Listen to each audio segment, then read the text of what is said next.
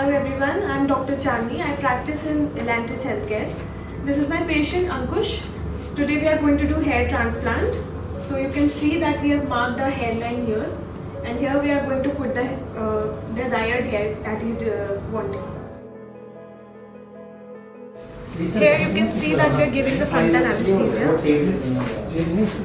so that the patient do not experience any kind of pain. So as you can see, we are giving the turban anesthesia or the tumescent anesthesia, which is specific in case of hair transplant. You can see this bleb rise.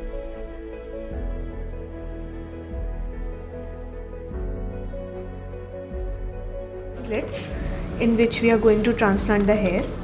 Now we are done with the slits.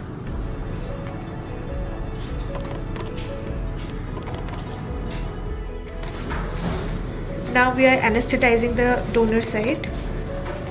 As you can see, we are harvesting grafts from the donor site now. These will be placed at the recipient site on the frontal area.